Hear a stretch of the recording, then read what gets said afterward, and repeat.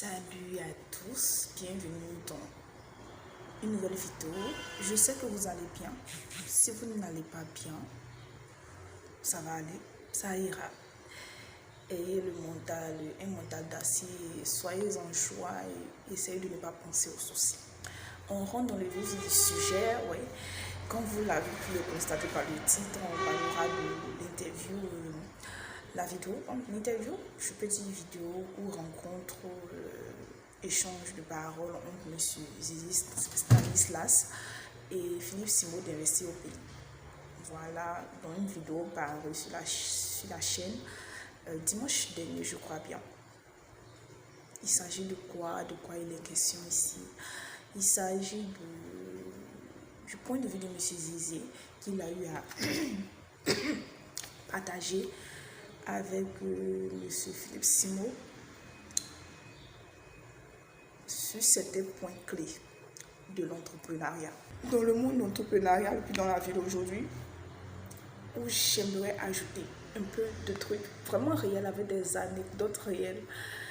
Le premier point, il s'agit du travail. Le fait de vivre sa best life, de vivre sa meilleure vie. Voilà. Et comment vivre sa meilleure vie? Côté financier. Côté financier, comment avoir une santé financière vraiment très stable et très enrichissante. Tout le monde le dit. Beaucoup de personnes qui ont un griffe réussi, bon, vraiment, on ne sait pas comment ils ont réussi. Ou ceux qui ont réussi véritablement disent, ouais, il faut travailler beaucoup, il faut vraiment travailler. Vous et moi savons très bien que c'est faux, en fait. Il ne s'agit pas seulement de travailler dur. Il faut travailler, mais intelligemment, parce que quand tu dis à quelqu'un pour pouvoir réussir, il faut seulement travailler dur. Le mécanicien du quartier, il travaille dur. L'ébéniste, il travaille dur. Le peintre, il travaille dur. Le maçon, il travaille dur. Même l'aide maçon, il travaille très dur. Le docker au port, il travaille très dur.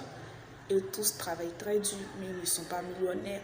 Ils ne vivent pas leur meilleure vie. Parce que c'est vrai, pour vivre sa meilleure vie, il ne faut pas forcément être milliardaire ou millionnaire, mais il faut avoir une santé financière de telle sorte à vivre moins stressé, être heureux, se sentir accompli, voilà, dans la vie, voilà quoi. Et M. Zizi a vraiment dit la vérité, vraiment, il ne s'agit pas seulement de travailler dur ou bien de faire des work-out. Travailler, c'est vraiment dur, en l'âme, tout ça. Non, il faut travailler intelligemment et stratégiquement, avec stratégie, parce que l'ébéniste travaille dur, mais il n'est pas millionnaire ou milliardaire. L'aide maçon aussi, le docker aussi. Donc, il faut travailler stratégiquement. Avec ça, je dis oui, c'est vrai. C'est vrai. Parce qu'on voit ici beaucoup d'hommes, beaucoup de personnes ont travaillé dessus, mais jusqu'à maintenant, à la vieillesse, on voit, hein, ils ne vivent pas leur meilleure vie. Tout ça. Et aussi, le point sur l'épargne, ouais, l'épargne. L'épargne aide beaucoup, l'épargne aide beaucoup et soutient beaucoup dans les moments dans les moments de vache maigre, dans des moments vraiment où on sait pas où mettre la tête. Parce que imaginez quelqu'un qui n'épargne pas, bon, qui n'épargne pas du tout et qui n'épargne pas bien aussi. Il perd son boulot. Vous savez, être sans emploi de manière subite, c'est-à-dire du jour au lendemain, comme ça tu te réveilles et tu as perdu ton emploi. Être sans emploi de manière subite, c'est pas donné à tout le monde. Parce que quand tu perds ton emploi comme ça, il y a le stress dû au fait que tu vas plus avoir le même rythme de vie, tu vas plus avoir le même mode de vie, tu ne vas plus avoir ces avantages liés au boulot, tu ne vas plus avoir, voilà, ces petits trucs là au boulot. Et puis, hormis ça, le même rythme, c'est l'argent qui fait, au fait. Ce n'est pas la pluie qui tombe du ciel ou bien le vent qui favorise ça, pas du tout. Donc, si tu n'as pas une épargne là de sécurité ou bien une épargne vraiment simple, tu ne peux pas vraiment subvenir, au coup dur, tu seras plus stressé. Vous ne pouvez pas imaginer, parce que j'ai vu des gens perdre leur emploi, Dieu merci. Et puis là, bien, vaut mieux spécifier, tu épargnes, oui c'est vrai, mais aussi, il faut savoir aussi investir un temps soit peu et bien investir ton épargne. Il faut savoir très bien investir stratégiquement, pas investir pour investir, tout se fait avec stratégie.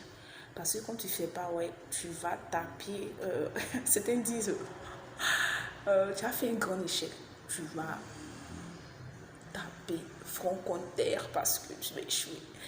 Je prends un exemple simple. Tu as gardé de l'épargne et tu continues l'épargne. Quand l'épargne finit, tu fais comment? Bien sûr, bien évidemment, tu seras un temps soit peu moins essoufflé, moins stressé si tu as su investir stratégiquement, peut-être soit dans l'immobilier, soit dans l'immobilier locatif, soit dans les propriétés locatives ou bien dans les terrains, dans les acquisitions de terrains, ou soit en bourse, soit à travers l'achat d'objets qui prennent de la valeur au fil du temps. Voilà. Au fait, quand tu fais pas ça sérieusement, parce que lui-même il a dit que lui, il épargne combien de pourcents de son salaire là. En tout cas, c'est un dur à cuire, M. Zizé. Il est très fort. Je parie même que M. Philippe Simon ne fait pas ça, parce qu'il épargne jusqu'à plus de 10% de son salaire ou bien de ses revenus. Bon, là, il est un chef. Je lui tire mon chapeau, parce que l'épargne veut dire privation. Quand tu as un boulot ou des entrées d'argent, tu as envie, un exemple pour ceux qui aiment voyager, envie de voyager, ceux qui aiment faire l'achat, tu as envie de faire du shopping, pour ceux qui aiment la bonne bouffe, tu as envie de manger, ou ceux qui aiment acheter des objets ultra chers ou des objets de luxe, tu as envie de faire ça. L'épargne, c'est la privation. Sans la privation, tu peux rien, tu ne pourras rien. L'autre point, c'est quand j'ai écouté l'interview, en fait, j'ai vu des histoires vécues, c'est-à-dire défiler sous mes yeux, parce que vivre au-dessus de ses moyens, surtout ça. Si tu vis au-dessus de tes moyens, tu ne pourras pas épargner, tu ne pourras pas investir. Même si tu investis, tu vas tout perdre ton investissement, au fait. Tu vas tout perdre, pardon, tu vas tout perdre. Parce que quand tu vis au-dessus de tes moyens, il ne te reste pratiquement rien. Tu es toujours en mode alerte, comme une maison où ils ont mis une maison avec l'alarme anti-intrusion et voilà, tout ce qui va avec. Où cette alarme-là signale l'entrée de quelqu'un ou un intrus, un objet ou vraiment quelque chose qui n'est pas de la pièce. Ça sonne, ça clignote. Au fait, tu es toujours en mode alarme, alerte, parce que sérieusement, au moins souci, tu es stressé. La dépression n'est pas loin. Dépression, sérieusement, ceux qui ont déjà été dépressifs savent de quoi je parle. Tu es stressé. Tu es stressé jusqu'au moment que j'ai pas envie de dire te passe dans la tête, au fait. À qui tu vas demander de l'aide. Et puis c'est bizarre, c'est à ce moment où tu es stressé, quand tu vas demander de l'aide, tu ne gagnes pas de l'aide. Et puis c'est vraiment gênant pour ceux qui n'ont pas l'habitude de demander du crédit. Tu vas lui demander du crédit de combien? De 200 euros, de 500 euros, de 1000 euros. Alors que toi, tu as un rythme de vie que les gens voient pour te voir, ce monsieur-là, si je vais lui demander un crédit de 100 000 euros, j'aurai. Alors que toi-même, tu n'as pas même pas une épargne de 1000 euros. C'est flagrant, c'est choquant, c'est hilarant quand même. Il ne faut pas vivre au-dessus de ses moyens. Parce que vivre au-dessus des moyens entraîne beaucoup de choses. Et puis, le dernier point que peut-être le dernier point, l'amusement, c'est-à-dire se faire plaisir. Se faire plaisir. Le fait de se faire plaisir résulte du fait qu'on ait fini de travailler et qu'on ait eu des résultats escomptés et qu'on prenne le fruit de ce travail-là pour pouvoir se faire plaisir, acheter des trucs, s'amuser, se détendre. tu n'as pas fini de te faire, tu n'as pas fini de travailler. Bon, tu travailles, mais tu n'as pas encore eu les fruits. Tu prends, tu prends, comment je vais dire ça, tu prends l'argent du travail. Tu n'as pas encore eu les résultats pour dire avoir le fruit de ça. Et tu vas dilapider du genre, tu vois en boîte de nuit, tu sirotes des cigares, non, tu sirotes, je ne sais pas s'il y a du sirop du vin ou quoi, tu bois des champagnes hyper chers, tu consommes de la cigare et en fait, tu dépenses ton argent. Tu vas dans les soirées très chic, très bling bling. Tu vas payer des montres, des sacs de luxe. C'est pas mauvais de te faire plaisir. Mais il faut que ton train de vie, c'est-à-dire il faut que tes finances puissent te le permettre. Tu ne vas pas aller prendre du crédit pour acheter un sac de luxe. Prendre du crédit pour déménager. Prendre du crédit pour acheter une voiture si tu comptes ne pas avoir retour sur investissement. À quoi ça sert de prendre du crédit pour payer tout ça ou bien prendre tout son argent pour payer tout ça et puis après ne pas pouvoir bien se nourrir et puis après avoir le dos contre le mur, sérieusement. Et pour ce cas, moi je l'ai déjà testé, c'est-à-dire vivre au-dessus de ses moyens. Il y a eu un mois où j'étais tout le temps stressée, c'est-à-dire je priais le bon Dieu de ne pas avoir un souci grave de santé, ni accident, ni maladie, ni un besoin urgent qui me demande une forte somme d'argent. Parce que là, en fait, tu vas demander à qui, bon sang? Pour quelqu'un qui n'a pas l'habitude de demander des prêts, tu vas demander de l'aide à qui? Qui va te venir en aide avec une somme faramineuse? Qui? Puis c'est pas évident.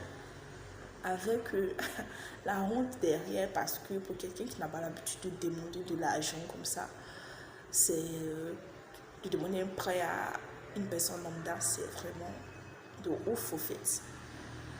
C'est vraiment très dur. Très très dur. En tout cas, pour le résumer, travailler stratégiquement, intelligemment. Surtout ayez un mental d'acier, parce que votre état d'esprit déterminera la force à laquelle vous pourrez travailler pour atteindre vos objectifs dans la vie et être épanoui et heureux.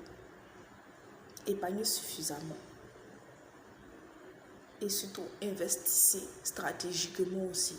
N'investissez pas pour investir comme ça et perdre. Et amusez-vous, faites-vous plaisir sans vous ruiner. Vraiment, faites-vous plaisir sans vous ruiner.